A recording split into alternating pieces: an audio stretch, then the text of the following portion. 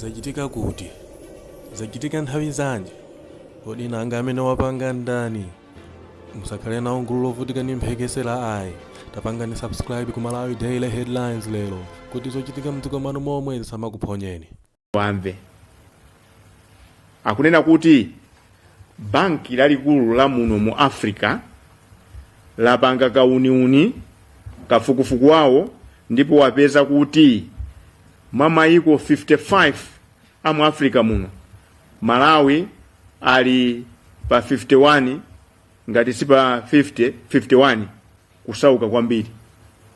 Tikayamba pansi mayiko osauka kwambiri mu Africa muno pali South Sudan ziko lomalizira limene namba 55. Tikakwerapo pang'ono namba 54 pali DRC after 25 years akumenyana. Mukapita malire a Mozambique ndi Malawi chakutcholoko mukapita chakuchipo muona kunali town amati Yamaya pano pamangoti kamabwinja kunali malo opangira mphamvu za magesi pamene pacha anaphwasula kusonyeza kuti ngati dziko la Mozambique likupezeka mugulu ili chifukwa chokuti kunali nkhondo pamene dziko la Malawi chiyambire sinakhalepo pa nkhondo.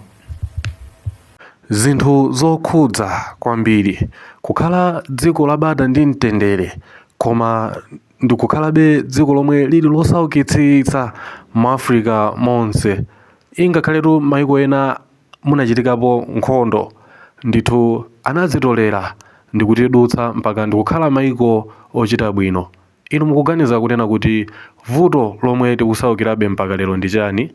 Chinyengo ndiye yankho lomwe lili losavuta lomwe linakula mitima mwa atsogoleri athu ingakhalenso titanena kuti dyera sitingakwetse ayi zonsezi zili mitima ingakhalenso mitu mwa anthu amene amatenga boma nthawi ndi nthawi.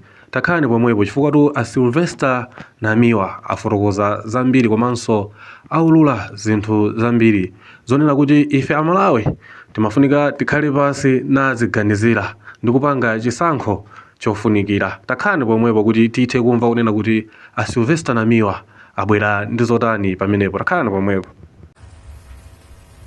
mmene timakambirana nkhani za mfuti kumakambirana nkhani za phazi ndimaganiza ngati kuti nkhani iyi timene kanso tikambirane kwa basi ni nkhani yomvetsa chisoni kwambiri kuti dziko limene sinakhalepo pa nkhondo lelolo umboni wogwirika awa ndi African Development Bank sikuti angozuka ya nkunena kuti dziko lathu ndi losauka namba 4 mu Africa muno. Zaka zingapo zapitazo dziko losauka kwambiri mu Africa muno linali Burundi koma mwaona kuti atiposa chifukwa chani anazindikira mavuto awo. Vuto la Burundi lo linali katangale anthu ambiri anayikidwa m'matumba mwa anthu ndi anazindikira analisintha panopa atiposa Burundi.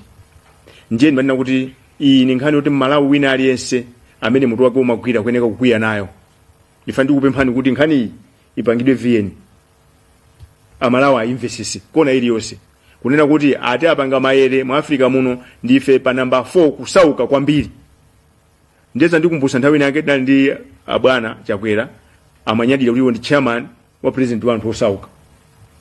Lero tubabwera boma lina nkhani osauka ija ma degree tikulandirabe maulemu tikulandirabe chifukwa cha kusauka. Izi zikubwera pamene patangopita miyezi iwiri mwezi watipita World Bank idachenjezanso kuti ngati sini musintha zinthu zanu Malawi ino dziko lanuni lifika pomvesa chisoni ndifakele utabwera pano.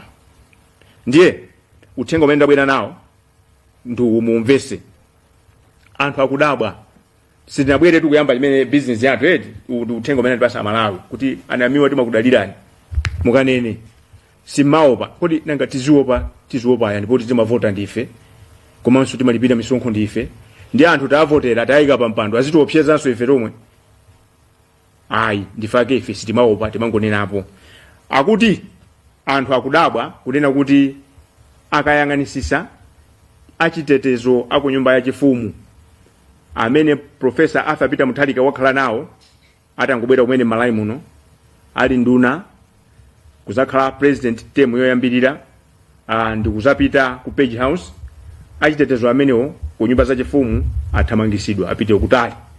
Ndiye nkhani ya chitetezo imafunika anthu oti ozakhulupirira, ndi anthu akudabwa kuti chikuchitika ndi chani kwathamangisa anthu amene ali pakhala pafupi ndi President Professor Alpha Peter Mutharika kwa nthawi yayitali.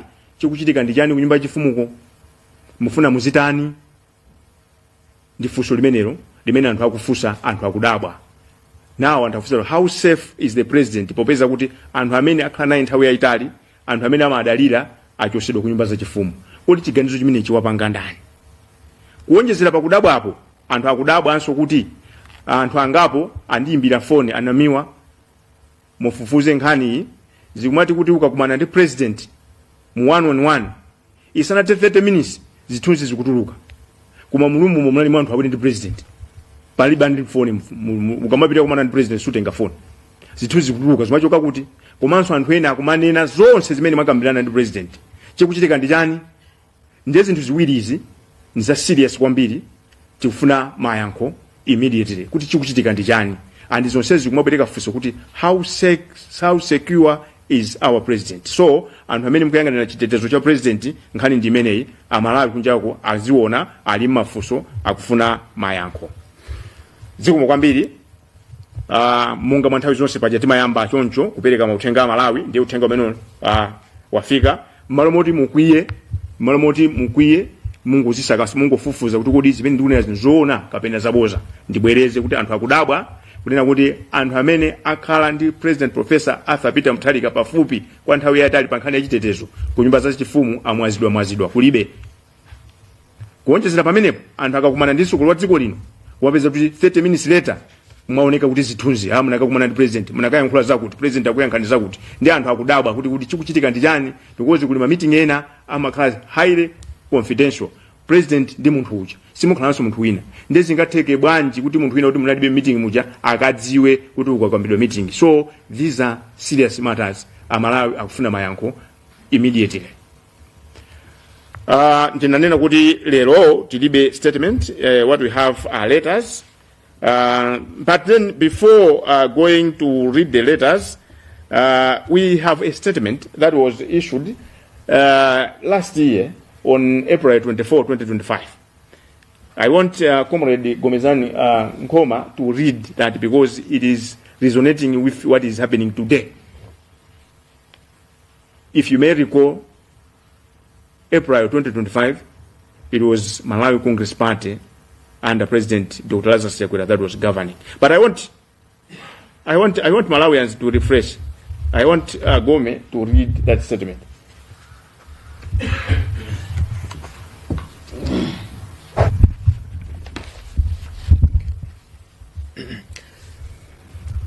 Thank you so much, Comrade. Thank you. I'll take you through the statement which was issued on Thursday, April 24, 2025. And it was titled, "Let's Kill Corruption Before It Kills Us All." We have ended corruption. It is killing Malawi. United Democratic Front UDF President Honorable Atubele Mulunzi speaking at a political rally at its ground in Lilongwe. The Center for Democracy and Economic Development Initiative CDEDI agrees with the UDF's leader stance on corruption. As a nation,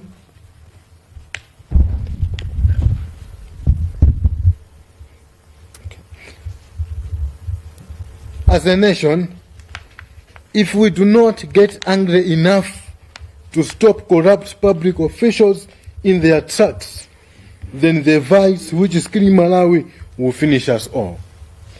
Today, corruption and theft have become the order of the day, thereby denying the majority poor services that they deserve as bona fide citizens of this country whose democracy they tirelessly fought for. It is against this backdrop that on February 20, 2025, CDEDI issued a statement in which it announced an initiative for voluntary public lifestyle audit dubbed the People Power Forum. It is in the interest of transparency and accountability. Malawians may wish to know that the Malawi Communications Regulatory Authority, MACRA, is sitting on CDEDI's application for a toll-free line to facilitate the process of the general public nominating public officers that need to publicly justify their lifestyles, notably what they do for a living and the property they have. Despite several follow-ups with MACRA, the regulatory body that should have ordinarily been the champion in the fight against corruption and fraud in the country is silent on our application. Simply put, MACRA's conduct should not be viewed lightly, more so owing to the fact that President Chakwera's administration has captured most state organs that were established by law to fight corruption in this country. For the avoidance of doubt, President Chakwera is yet to appoint the Anti-Corruption Bureau Director General over a year after the expiry of Martha Chizuma's contract. Today, the Financial Intelligence Authority, FIA, exists just on paper. If the reported illicit funds entering and leaving the country is anything to go by, if what is happening at SCB and FIA are not confirmations of public's fear over how the Malawi Congress Party's led government detests anything to do with transparency and accountability, we wonder another, yes, so, in addition, we're waiting for MACRA to do the needful. CDEDI was humbled by a group of young people from Kasungu calling themselves Center Creative Youth Empowerment that wrote the Kasungu District Commissioner demanding an audit report for Kasungu South constituency for the past 6 years. The initiative by the youth in Kasungu has compelled CDEDI to weigh in to inaugurate the People Power Forum in the next 2 weeks. That was then in 2025, when this initiative was going to be inaugurated. Thus far, for the status, the objective of the Act is to promote public confidence in the public service, including public officers and elected officials. The Act also operates under the principles of integrity, honesty, and transparency, and accountability, hence prohibits the use of public office for personal enrichment or to improperly enrich others.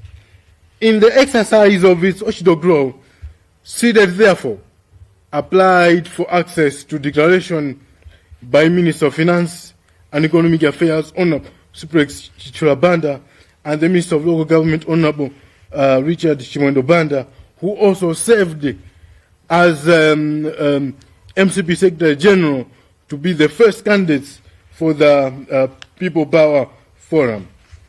Formal invitations have already been dispatched to the two candidates for them to appear before Malawi taxpayers, who also entrusted them with the positions they hold, to justify their current worth in relation to what they declared in 2019. Meanwhile, CDEDI urges Malawians in and outside the country, groups and institutions that genuinely detest corruption to come forward and provide both technical and material support for the People Power Forum initiative. We cannot sit and watch corruption killing us all. Let me take that again. We cannot sit and watch corruption killing us all. Final details of the 2-hour live broadcast of the inaugural event on television, Facebook, and radio will be announced in the due course. And this statement was signed by the CDEDI Executive Director, Sylvester Namiwa. Thank you so much for your attention. Thank you very much, Comrade Kumizani Nkoma. If you listen attentively, if you read through, you would think that that statement is dated today, but it was almost a year ago, 1 year ago. Yeah. This is simple. Yeah. When actually, one of the reasons why Malawians voted out the Malawi Congress Party under President Dr. Lazarus Chakwera was an issue to do with corruption. Today, the situation has worsened. This is why, if you read, if you listen to that statement, you would think that it is dated today. This is the whole reason why we are here this morning. Ndi mafotokoza kunena kuti kalata imene amawerenga Gomezani Nkhoma ndi ya chaka chatha. Tidayitulusa chaka chatha. Koma kalata imeneyi mukayiwerenga, chikalata chimene mukachiwerenga lero chikukhala ngati kuti chalembedwa siku la lero. Nthawi imeneyo timanena kuti boma la Chakwera la MCP lakwanisa kukhazika chete bungwe la ACB, lakwanisa kukhazika chete Financial Intelligence Authority. Zidafika mpaka napoti boma lawo lidamanga Mai Martha Chizuma, amene nthawi imene ntchito yawo inali kulimbana nkatangale. Lero pano ndikuyankhula pano Amalawi sakuziwa kuti kodi ku ACB mtsogoleri ndi ndani, sakuziwa kuti ACB yo ilipo kapena palibe. Lero nduna za boma zingogawana ndalama. Lero kuba kwafika pochitisa manyazi. Anthu akudabwa kuti kodi ikulamula pano ndi MCP yomwe ija kapena ndi DPP, nanga kusintha kuja kuli pati. Anthu ena kunena kuti mumveza Malawi kuti atsogoleri andalewa tima akonda Malawi koma iwo satikonda. Fakana nkhawa kuti amatikonda bwezi boma ilili atayesesa kunkhani yakatangale. Tifatana kuti kalata iyi tidalemba koma nthawi imeneyo tinkakhazikisa ntchito nena kuti aliyense amene amagwira ntchito ya boma tizimulembera kalata nkumuyitana kuti afotokoze za chuma chimene ali nacho ndi ndalama zimene amalandira. Mu nthawi imeneyo tidalembera kalata nduna ya zachuma Simplex Chichola Banda, komanso anduna azamaboma ang'ono olemekezeka Richard Chimwendo Banda kuti abwere afotokoze chuma chimene adali nacho nthawi imeneyo ndi zimene amapeza sadabwere pa zifukwa zawo. Koma popeza kuti ntchito imene tinayikhazikisa, bwalo limene ndalikhazikisa, the People Power Forum linali ngati bwalo lonena kuti chifukwa kuti ACB kulibe, FIA kulibe, anthu amene angomangidwa ku bankhuku, okuotchedwa ndi anthu amene abankhuku, anthu oba mabiliyoni tikumaombera m'manja, ndipo amafunikabe pakhale njira yoti zilimbana nkatangale. Ndifake tinalemba kalata imene. Lero tabwera pano ntchito imene tikuyipitiriza. Talembera kalata ngati yomweyi nduna ya zamalo olemekezeka Achimwemwe Chipungu kuti abwere afotokoze za zimene ali nazo ndi kumene zachokera. Mchasisa zayi kuti njovu intchuke nyanga ndi zinthu ziwiri. 1, pamasamba mchezo pakuyenda nkhani yonena kuti ku ADL uko kulumbazi anthu akuluakulu aboma amphamvu zawo agawana maploti. Mmodzi mwa anthu amene atchulidwa kumeneko ndi olemekezeka Norman Paulus Chisale, amene ndi wachitetezo wamkulu wa President Professor Peter Mutharika, ameneyo akapena kuti bodyguard zimveke bwino. Achisalewo ndi wachiwiriso kwa nduna yachitetezo cha dziko. Achisale omwewo ndi phungu kwawo kunchewu. Achisale omwewo ndi wamkulu wa Chinyamata mu chipani cha DPP. Maudindo 4 kwa munthu mmodzi nthawi imodzi. Ndeno titafusa mwamwaya Chisale ni munthu wozichepesa kupatula kuti ali maudindo 4 koma ni munthu wozichepesa.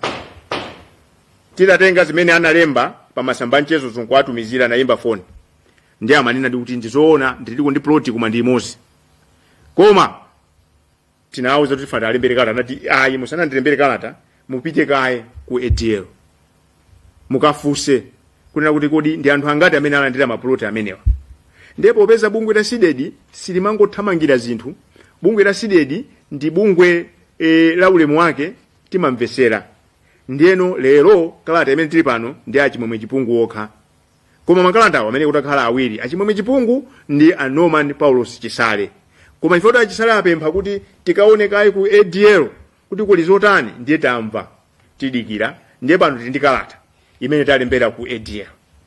Comrade Francis Mazinga tawerenga kalata imene ndinanena kuti lero kulibe statement ndi siku la makalata. A letter addressed to Mrs. Zione Temba, 27th July 2026, the Chief Executive Officer, Airport Development Limited, PO Box 30311, Lilongwe 3. Attention, Ms. Zione Temba. Dear Madam, request for public disclosure of land allocation. In exercise of its governance watchdog role, the Center for Democracy and Economic Development Initiative, CDEDI, formally writes your office in relation to the above stated subject matter. During a televised swearing-in ceremony of cabinet ministers at Sanjika Palace in Blantyre, State President Professor Peter Mutharika said government is not a feast. He went on to declare war on corruption and abuse of power. In under a year after such a declaration, the social media is awash with serious allegations of powerful politicians, top government officials, including cabinet ministers, as allegedly allocated land belonging to Airport Development Limited, ADL. Thus far, CDEDI verified the social media reports with some of those mentioned and hereby confirms that these officials have indeed bought land from ADL. It is for this reason that CDEDI invokes the Access to Information, ATI Act, to request public disclosures of the following information. 1. A list of those that have been allocated plots from October 1, 2025 to July 25, 2026. 2. The newspaper's advertisement calling for applications or expression of interest from the public to buy the said land. 3. Make public the minutes of board meetings that made a resolution to sell the plots. 4. Total revenue that has been released so far from the land sales. 5. The master plan for ADL and accompanying board minutes justifying the alterations, if any. Last but not the least, owing to the huge interest this matter has generated, CDEDI expects a prompt response from your office. If you have nothing to hide, the letter was written and signed by Sylvester Namiwa, Executive Director of CDEDI. Thank you very much, comrade, for reading that letter. Ndingombera mkota zimene amawerenga mu Chingerezi kalata imene. Kalata iyi yapita kwa mkulu wa nthambi ya boma imene imayang'anira zipata za ndege amene wandi Zione Temba. Tiwapempha kuti abwerese poyera mauthenga ofunikira. Mukuziwa kuti limodzi mwa malamulo mdziko muno ndionetsa kuti nzika zikafuna mauthenga amene ali ndi adindo, adindo akuyenera kupereka. Ndiye kalata imene yakaperekedwa kale. Tiwapempha mayi Zione Temba kuti abwere poyera anene anthu amene akhala akulandira kapena kuti akugula malo ku ADL ku Lumbazi kuchokera pa 1 Okutobala mu chaka cha 2025 kuzafika pa 25 July 2026. Chasisazayi kuti njovu ichoke nyanga nchonena kuti zaziwika kuti anthu amphamvu kwambiri mu boma la DPP agawana malo a ADL ku Lumbazi. Kumeneko akumangapo zofuna zawo za kumtima kwawo. Ndiyeno titafunsa amodzi mwa amene akutchulidwa ananena kuti iya musanandilembere kalata muyitanise kaye listi ya anthu amene ali kumeneko. Ndiyeno kalata yonayi tayilemba takayipereka ngati sanayilandire maithembawo ndiye kuti uthenga ndi umenewu kuchokera pano pa msonkhano wathu lankhani. Kuonjezera pa ndandanda wa anthu amene akhala akupasidwa malowa timafuna apotiyankha mayi zione themba atipase newspaper ngati umboni umene ADL idalengeza kuti amalawi kuno kuli malo amene mukuafuna funsani malowo mtengo wake nawo chifukwa katundu aliyense wa boma simagulisana kuuzana ku Chipinda kapena kumbali mmayeneka mulengeze poyera kuti aliyense amene ali kuthekera akhale mwayi. Zinthu za boma amapanga poyera, zinthu za boma palibe chiambwana, zinthu za boma palibe kuti awanda mwana mayi. Chinthu chichina tifuna abwerese poyera zokambirana zimene zidachitika ndi board. Muziwe kuti nthambi iliyonse ya boma imakhala ndi board imene imayang'anira anthu amene amagwira ntchito siku ndi siku. Ndiye tifuna mfundo kapena kuti ma minutes amene board ya ADL idakumana kukambisana kuti tili ndi malo tiye tigulise kwa Malawi. Tikufuna ma minutes amenewo atipase. Komanso atiuze kuti kodi pati kuzafika lero ADL yapeza ndalama zingati kuchokera ku maploti amene agulisa ndipo agulisa maploti angati. Pomaliza penipeni tikudziwa kuti ADL inali ndi pena amayikhazikisa inali ndi cholinga chimene amene kuti apange master plan. Tifuna master plan tione kuti kodi master plan imene idasintha kuti kupezeke malo otazigulisa. Ngati yasinthidwa ndiye tione maminisa amene board inakhala pansi kapena technical working committee inakhala pansi kugwizana kuti tiye tisinthe apapa malo moti tikepo ichi ndiye tikepo tigulise malowa kwathu. Kalata imene ikuyamba pa zimene adayankhula msogolo wa dziko no Professor Arthur Peter Mutharika akulumbisa nduna zake za boma kusanjika adanena kuti boma si sadaka, boma si phwando, ndalama za boma msamangogawana. Ndiye tikukhulupirira kuti ankanena kuti nkhani zake ngati zimenezi kuti akuluakulu a boma asamagawane zinthu za boma, koma zikumveka kuti anthu agawana malo ku Lumbazi. Mwamwayi achisale avomereza kuti agulako ploti imodzi pa zimene tinayankhulana. Ndiye tikuyankhula ndi achisalewa sikuti tinakukamba nkhani yokhayi, tinakambanso nkhani yonena kuti zikuoneka kuti ku constituency kwawo akumba kale mijigo 200. Ndiye anthu akapanga masamu akuti panopa mjigo umodzi ukuyeneka kukhala 8 million kapena kupitirirapo. Ndiye mukapanga masamu mijigo 200 ndikupanga mjigo umodzi kuti tichipise ikhale pa 8 million, mupeza kuti ndi pafupifupi 1.6 billion. Kuonjezera pamenepo achisalewa agawanso njinga kumene kwa anavomereza ananena kuti apereka kwa magrupu 9 kwa tie makwangwala, kwa champiti apereka magrupu 7. Ndiye tikamaalembera kalata ngati meta alembera chipungu zimene zikhalamo. Chifukwa chani ndikunena izi? Ena azinena kuti nduna zilipo 30 chakuti chifukwa chani mwangosankha chipungu eka. Sinasankha chipungu eka. Mmene timayamba ntchito yemwe April mu nthawi ya ulamulo wa MCP tidasankha nduna ziwiri. Leronso tasankha nduna ziwiri. Achimomwe chipungu nduna ya zamalo ndi Norman Chisale. Koma kalata ya Norman Chisale palibe chifukwa tikudikira zosatira za ku ADL zimene atipase ndi azione themba. Kuti kamamaliza press briefing azione themba angoza meeting kumene akatipase zimene tikuna. Ino ndi democracy. Democracy anthu samapanga zinthu mobisa amapanga poyera. Anthu amapanga mobisa amene akususana ndi ulamulo wa democracy.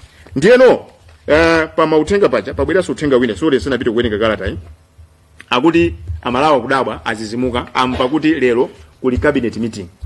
Koma chodabwisa nchonera kuti President Professor Arthur Peter Mutharika ali ku Blantyre, koma cabinet ikuchitikira ku Lilongwe kuno. Chodabwisa chachiwiri a Vice President Dr. Jane Ansa sadaitanidwe. Cabinet meeting iyo akapanga chair ndi second Vice President Ainoki Kanzingeni. Ndi anthu akudabwa. Anthu amaganiza ngati kuti ngati a president atanganidwa amene atapange delegate Dr. Jane Asa kuti akapange chair cabinet. Koma tinayesera kuti ndiyankhule ndi a Justin Saidi amene ndi mlembi wamkulu wa nduna sizikutheka. Koma ndimati ndinena pano kuti Malawi akudabwa kuti chikuchitika ndi chani. Lamulo limene mugwisa ntchito ndi lotani. Nditatero mundilole ndipite kuolemekezeka Chimwemwe Chipungu owakonda amaonjezera pakati pokuti mazabuka tikwapempha kunena kuti abwere poyera auze mtundu wa Malawi mmene akugirira ntchito kuchokera mu January kuzafika pano. Amalawi akuyeneka kukumbukira kunena kuti pa 13 ngati pa 14 January nduna zitatu za boma, nduna yachitetezo cha dziko apita mukhito, nduna yofalitsa nkhani Shadrack na Malomba ndi Chimwemwe Chipungu, komanso phatikizapo nduna ya maboma ang'ono olemekezeka Dr. Ben Malunga Phiri adachititsa msonkhano wa atolankhani. Kumeneko adapereka masiku 14 kwa anthu onse amene amakhala malo oti anachita kulanda kuti achoke apo amangidwa.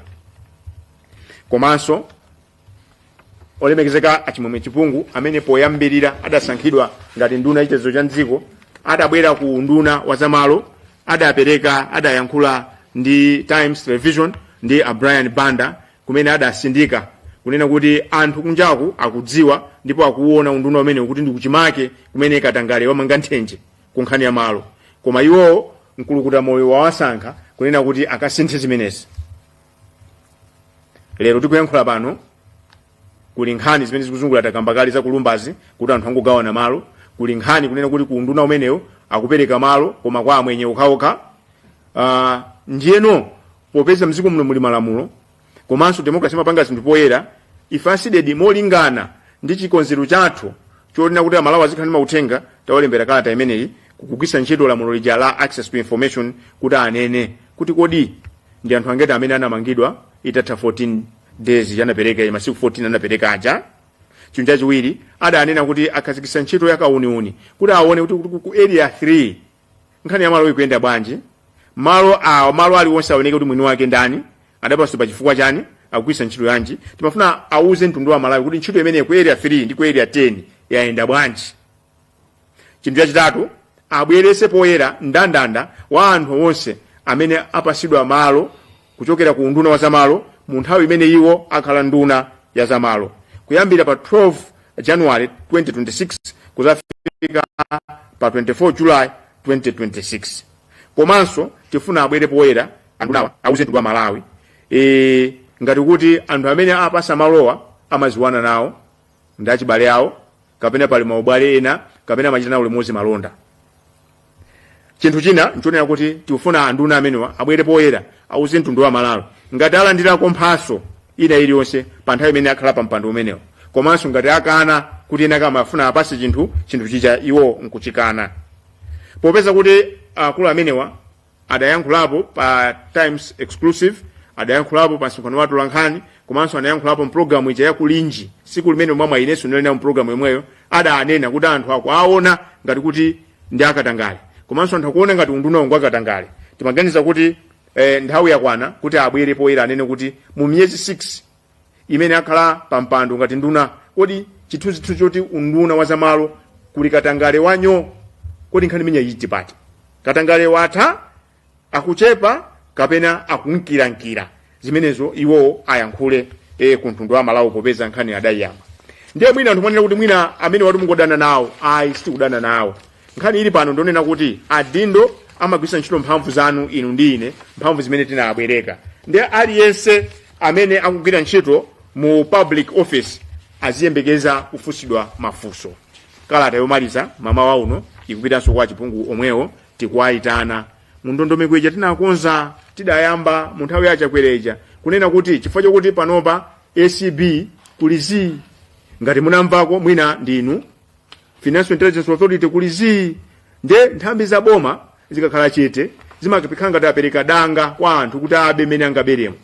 Koma constitution ya dziko lino imapereka mphamvu kwa anthu kunena kuti anthu amene akugwisa ntchito ndalama zathu tiziyafunsa mafunso. Ndiye lero mu the People Power Forum tikuwayitana olemekezeka Chimwemwe Chipungu kuti akafotokoze za zinthu zimene ali nazo ndi kumene kwachokera ndalama zake.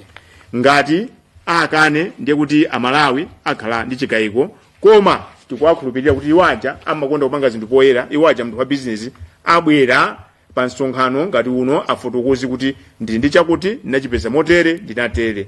Now, without much ado, allow me to go straight to the letter. An invitation to participate in the voluntary lifestyle audit. In exercise of its governance watchdog role, CDEDI writes you honorable, extending its invitation to take part in a voluntary lifestyle audit as indicated above. You may wish to recall that on February 20, 2025, CDEDI came up with an initiative dubbed the People Power Forum, primarily to bring duty bearers closer to voters that also double as taxpayers to justify their lifestyle in relation to their earnings.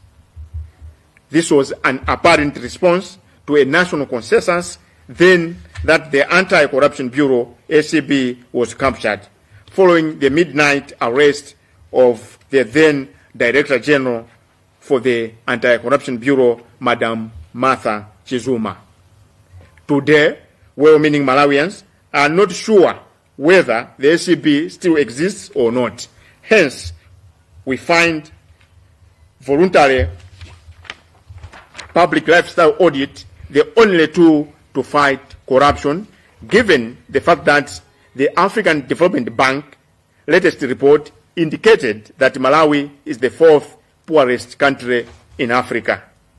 In the spirit of transparency and accountability, Honorable Minister, you will be the third sitting cabinet minister to be invited to face Malawians in the People Power Forum after CDEDI on April 23, 2025, invited the then Minister of Finance, Honorable Simplex Tichola Banda, and his counterpart at local government, Honorable Richard Chimwendo Banda, who is also Malawi Congress Party MCP Secretary General.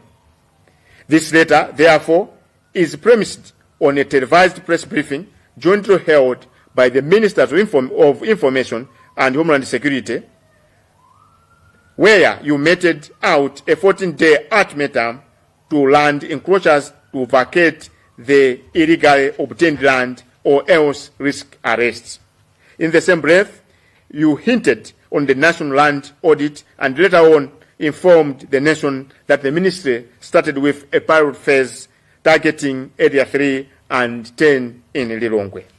Additionally, in your own words, during a Times exclusive interview, and you repeated the pronouncements during the live Times Kulinji program aired on January 15, 2026, that you publicly admitted endemic corruption at the Lands Ministry and vowed to fight the vice during your tenure. It is against this backdrop that we believe that as someone who vowed to change the masses' perception of the ministry, you have to lead by example. Therefore, you will seize this opportunity to justify your lifestyle publicly, since you are currently serving in a public office, and the standard expectation is that you should be accountable to the general public. In view of the above, CDEDI intends to ride on the Access to Information ATI Act to request public disclosure of the following. 1. A recent visit to your backyard park hotel in Lilongwe shows serious construction works of a multi-story building, which, if completed, will cost not less than 1.5 billion. Since, from what we have gathered, the ground floor will have additional rooms to the already existing 28 apartments, a bar, restaurant, conferencing facilities. Malawians would like to know the source of the funds for this second phase of the hotel that has coincided with your appointment into cabinet. If the project is being financed by proceeds from the existing business, Malawians would appreciate to see proof that as a good citizen you pay tax to the Malawi Revenue Authority, MRA. 2. Apart from the official ministerial postcards you are currently using. Oftentimes, you drive on the roads of Malawi in Porsche cars with customized number plates, which includes the latest Nissan bearing the registration number CMC7. It is further alleged that within the time you have served as a Minister of Defense and Security before moving to lands, you have reportedly bought 7 of such vehicles. Hence, the latest Nissan wears the serial number 7. Malawian taxpayers and voters have the right to know the source of funds for such opulence while the voter is starving. Allegedly, the fleet is estimated at 2.8 billion Malawi kwacha. If other vehicles were donated, Malawians also have the right to know those generous people that gifted you such expensive toys. In either case, whether they were donated to you or you purchased them on your own as a hardworking business person, proof that the taxman got his cut is of paramount importance.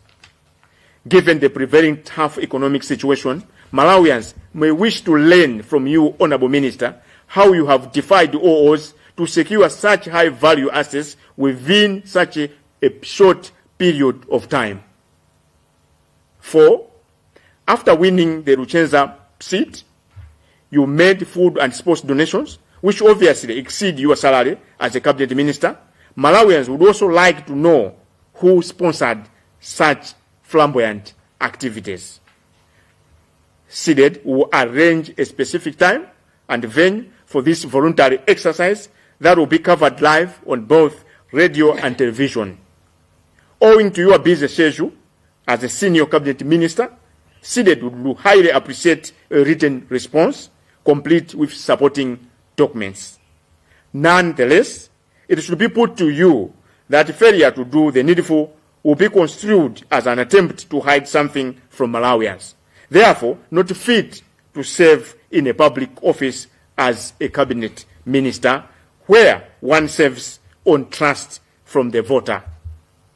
We are looking forward to receiving a prompt response from you. Yours faithfully, Sylvester Namiwa, CDEDI Executive Director. Thank you very much for your kind attention.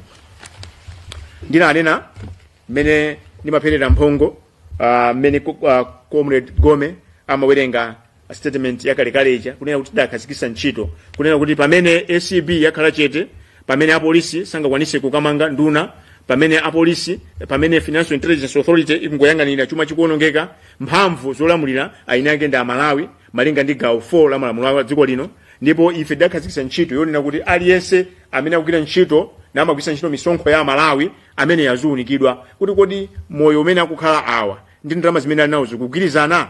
Ndiye munthu imeneyo tidayitana nduna ziwiri, olemekezeka a Simplice Chichola Banda ndi olemekezeka a Richard Chimwendo Banda, kuti akabwere akanene kuti kodi chuma chimene ali nacho achipeza motani kuti Amalawi achawakhulupirira.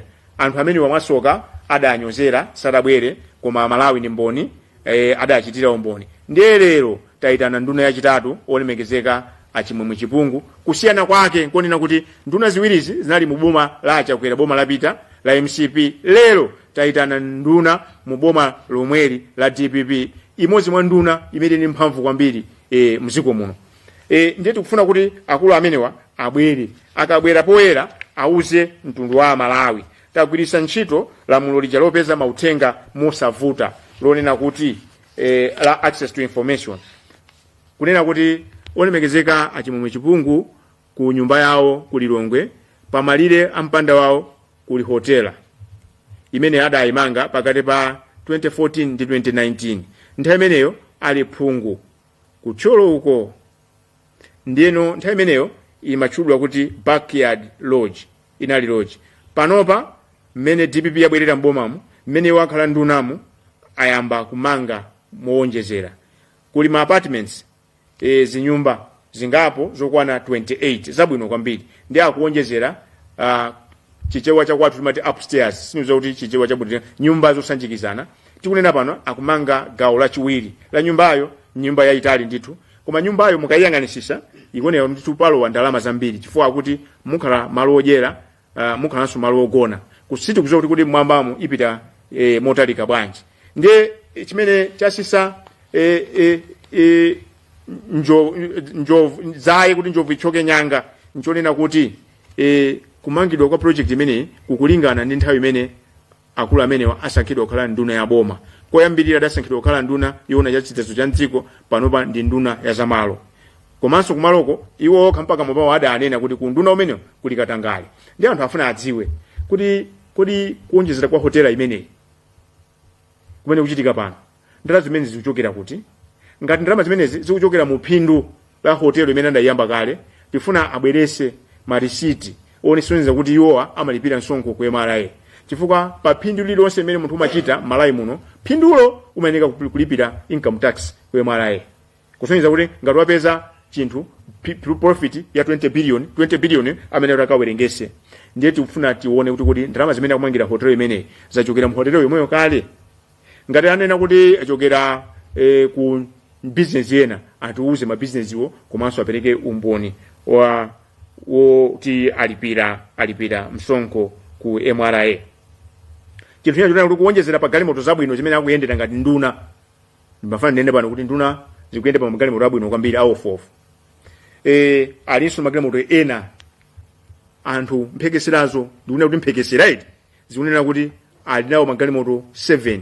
Ndiye akwayika manambala CMC 1 mpaka na 7. 7 yo ndayiona tidakumana siku lake ku nduna ku local government, ndingafuna kakumana ndi anduna ena iwo anabwera tidakumana CMC 7 imeneyo ndi latest Nissan. Ndiye anthu afuna kudziwa kuti galimoto imeneyi ndalama zake zachokera hotela yomweyi, galimoto imeneyi kapena galimoto zimene anthu akaziphatikiza akapanga masamu latest Nissan ndi 400 kapena 500 million Malawi kwacha. Ndiye galimoto za mtundu ngati imeneyo zikumveka mphekesera zokuti ziliko 7. Ndiye mukapanga masamu tingochipisa tipange galimoto imodzi ikhale 400 million times 7 ndi 2.8 billion. Pamene hotela ija m'maso athu ife mene taonera ndi mene cement ilili ndi ntchito imene kuchitika menepo tikuganiza kuti pakhoza kulowa 1.5 billion. Ndiye anene kuti ndalama zimene zachokera kuti. Ngati galimotozi alandira ngati mphaso anenenso, koma chiwo chipasa chidwi chikhala kunena kuti ngakhale ngati alandira ngati mphaso amene anagulawo akuyenera kuti abwerese umboni woti adalipira msonkho. Chifukwa MRA ikuyenera kuti izipeza ndalama zoti zizigwirisa ntchito. Ndisindike pano kuti tikulimbikira ntchito chifukwa chani, nzika iliyonse yabwino imayenera kulipira msonkho. Komanso tikudziwa kunena kuti aphungu amapasidwa mwayi wogula galimoto ziwiri mosalipira msonkho, koma akati salipira msonkho amagwisa ntchito be ndalama. Tifuna beti tidziwe kuti ndalama zimene adagwisa ntchito pogula galimotozo kodi ndi za UMP zomwezi kapena za business kapena za minister kapena bwino wake adawapasa ngati mphaso. Zimene zozo tiziziwe. Komanso anthu akuchita chidwi kuti African Development Bank ikunena kuti Malawi tikuvutika kwambiri, ndipo Malawi ni mboni tikuvutikadi. Kodi ndifuna chani business ingochitira mphumi anthu amene ndi nduna zokhazoka. Pakati apa anthu amene akula galimoto zabwino, anthu amene akumanga nyumba ndi nduna zokhazoka. Kodi ntchito zachuma zathu, kodi how selective is our economic situation to favor only powerful and highly connected individuals? Ndiye atiuze chinsinsi chawo kuti ifetu chinsinsi chathu tili apa ndifache tikukwanisa kumapeza zinthu izi. Chinthu china chonena kuti iwowa ndi phungu wathu kuluchenza uku. Mukadusa mwa Namiwa mumafika mwamberenga, mukadusa mwamberenga uyo Lomola, mukachoka Lomola mwafika mu Luchenza. Nda abale yanga yowa, nda ambu yanga kwathu nkumodzi. Akhazikisa ntchito za masewero zambiri kwa basi, komanso ntchito za chifundo apanga zambiri. Mukaziwerengesa ntchito zimene apanga zikupitirira salary yawo imene ayamba kulandira pamene apambana apa timu yachiwiri. Komanso zikonza kusefukira mu timu yawo ya 5 years yapita ifa mmene malipiro an minister tikwaziwa, malipiro aphungu tikwaziwa. Ndiye tikaonkesa tikaona zikukhanga kuti zinthu zawo zodabwisa. Ndiye tisanayambe kwakayikira ndinene pano kuti sitikunena kuti olemekezeka achipungu akupanga Katangale. Sikunena kuti anthu amene asolola pena pake ayi. koma iyi ndi democracy. Iwaja akugwira ntchito mu office, public office. Ndenga takugwira ntchito mu public office pali condition imodzi kuti tizakhulupirira akwina mapanga zinthu poyera. Ndifaki tabwera pano kwalembera makalata awa ndipo takasiya kale umboni ulipo kunena kuti ku office kwawo adinda kuti alandira. Pamene tabwera pano ndi mafunso. Ndiye ndisindike pala anthu ena makonda kupotoza nkhani dala. Siti kunena kuti achimwemwe chipungu akupanga katangale ayi. Koma tikunena kuti zinthu zawo zikuwayendera kwambiri. Ndi anthu akuchita chidwi kuti zinthu zikuyenda chifukwa kuti akhala minister koma nanga masala ya minister tikwadziwa. Kuti zikuyenda ifa cha ngongole zimene aphungu anapasidwa kuma ngongole tikuziziwa. Ndifuna chani zikuwayendera anthu ochepa. Ndiyeno nduna zija zilipo kaya 30 kaya 30 chani ndanena kuti nkumano uno tinakonzekera kuti titane nduna ziwiri koma imoziyo yapempha kale kuti tikonze pena pake ndi tikukonza pamenepo. Ali wonse amene mukuwaona amalawi ndi umboni lero tabweresa chimwemwe chipungu ndi anoma nchisale.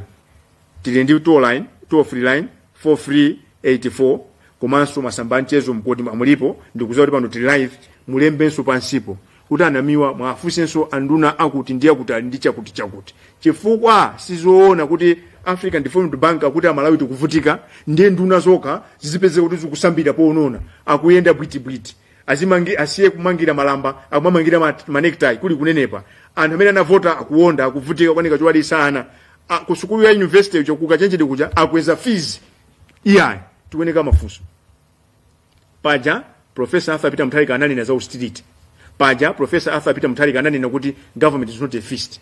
Ndiye siti kwanena awa kuti abandalama ayi, siti kwanena kuti abanga katangale ayi, koma tagwisa ntchito malamulo ndi kuwapempha kuti abwere poyera azatifotokozere za izi. Wandisokosera nkulinga utamva. Tabwera pamuzi pano nkale. Chimene chili pano tikulirira Malawi. Anawerenga Gomezani Nkhoma statement imene atupere muuzi president wa UDF adanena kuti pano pati ndi chiganizo chimozi. Tilimbane nkuthana ndi katangale apo ayi katangale atitha. Pano sinabwere ndekha tili ndi mayi angakauche blanket ndimafuna ndapase bwaloli muli ndi 30 seconds tabwera jankale muphere mphongo pa zimene ndawerenga. Monga mmene ndanena kale zina langa ndi Catherine Muhango kuchokera ku Chikwawa na Nkhoma. Ineyo ndikudabwa kunena zoti nkhani izizi zakatangale sopano zikupitirirabe. Chifukwa chonena zoti mmene boma la MCP linali pampando timangomva kunena zoti ngati ife anthu akumuzi timangomva kunena zoti zinthu zikukwera chifukwa chonena zoti bomali likutilamula mwankhaza. Ndipo a president Professor Arthur Peter Mutharika anapangabe chiganizo chonena zoti ndili chose pa moto boma lathu la Malawi. Chifukwa chonena zoti amalawi akuphinjika. Chakudya ndi chokwera. Katundu yense ndi okwera. China chili chonse tikayaona simenti komanso magroceries ngati sopo, mchere, chani zinthu zambiri ndi zokwera. Ndiyeno iwaja analimba mtima kunena zoti ngakhale ineyo ndili wachikulire komabe ndikuyenera kuyima kunena zoti ananga asavutike. Panopa a president anasankha anthu amene zili nduna zawo ndikumawagwirira ntchito. Iwo omwewo ndi amene akuyamba sopano kuononganso bomali kupitirizabe katangale uja. Ine ngati mzimayi amene ndimayang'ana ndimaona kunena zoti china chili chonse pakhomo timaona ndife azimayi. Ine ndikulira komanso ndikudandaula. Komanso ndikudandaula chifukwa cha azimayi anzanga kunena zoti mzimayi ni munthu mmodzi wachisoni, mzimayi ndi munthu mmodzi amene amaona za umoyo wa munthu pakhomo komanso amene katundu akuyendera. Iwonso azimayi anzanga amene alowa iwo kubomako nawonso ndikukakhalaso mugulu lomwelo la anthu oti akupanganso katangale. Malo moti iwowo azitimvera chisoni ife anthu akumuzi. Kunena zoona ndikufuna ndikuuzeni. Apita Mutharika ni munthu wabwino. Komanso kumbali ya chakudya ife tikudya ndipo tikukhuta. Palibe vuto lina lililonse. Koma kuyang'ana kumbali ya sopo, mchere, pali anzathu ena onena zoti sangathe kuzifikira mchere weniweniwu kuti akagule 1500 ndikukhala mavuto. Koma ena inuyo mukuzikundikira ndalama, mukuzikundikira misonkho ya Malawi. Pamene mwayiwala kunena zoti amene tinakuvoterani ndifeyo. Kuti muzikhala nduna, munaonanso nanunso kuphinjika kwa Malawi, munaona kunena zoti boma lathuli tikuyenera ifeyo tichitepo kanthu. Lero inuyonso mukuonjezera kumazimangira mahotela, kumakhala ndi magalimoto odula, ife anthu akumuzi tikuphinjika. Mwachisanzo, wiki yatha inali kuchipatala kuchikwawa. Koma ndinaona ineyo patient wanyamulidwa nkuyikidwa pa njinga kuti aguguluzidwa akalowe ku theater. Ndikugwa pa njinga chifukwa chonena zoti zinjingazo ndizotani, ndizoonongeka, ndizakalekale zomwe zija mpaka na lerolo. Mankhwala muchipatala sakupezeka bwinobwino. Kopezeka mankhwala akuti tizipita kuma private. Angotilembera kunena zoti upite ku private. Munthu wabwera wachoka mwendo akunena zoti chikhakha apite akagule. Komano munthuyo wachokera komwe kwandakwera uko kutali kuchikwawa kumene ine ndikukudziwa. Wachokera kwandakwera koma upezeka kunena zoti chani chikhakha kuti azichita kugula. Nde ine ndikufuna ndipembe boma tiganizireni, inu amene muli mmaudindo akuluakulu tiganizireni, chifukwa chonena zoti ife Malawi inu ake tikuphinjika, mutifunanso kuti tikuvotereni. Ifeyo timakuvoterani ndi cholinga chonena zoti inuyo muzitiyankhulira. Zikomo kwambiri. Zachitika kuti? Zachitika nthawi zanji? Kodi nanga amene wapanga ndani? Musakhale nawo gulu lovutika ndi mphekesera ayi. Tapangani subscribe ku Malawi Daily Headlines lero kuti zochitika mdziko mwanu momwe zisamakuphonyeni.